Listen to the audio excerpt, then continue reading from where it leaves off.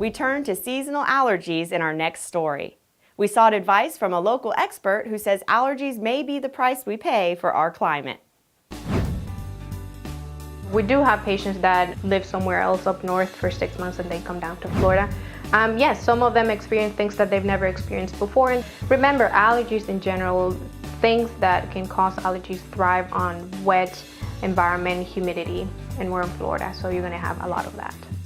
Usually seasonal allergies start when you're a kid or in young adults, but it will carry over later in life. When people tend to have problems year-round, it's usually not seasonal allergies for the most part.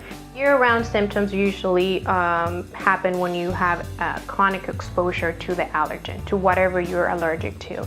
And half the times it's things that are in your home or in your work when you spend most of your time. And this includes animals. Cats, dogs are high on the list. Mold, insects, roaches, dust mites, all of these things you need to check for in your home. There are a wide range of things that we can use. High on the list are nasal salines, water, salt, rinses that you can use. Antihistamines, they help with the itchiness and the stuffiness, but you got to be careful and you don't never ever want to treat yourself. Antihistamines some of them are sedating, so you may be sleeping. You can use decongestants, but also those have some risk. People that have high blood pressure, they need to be careful with those too. They want to check with the doctor to see which ones are appropriate for them. As bad as it may seem for Lake County allergy sufferers, Dr. Rodriguez says it could be worse.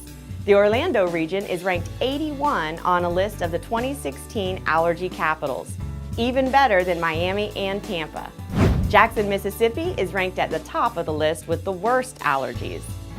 Visit fhwaterman.com to find a specialist to help you and your family with allergies.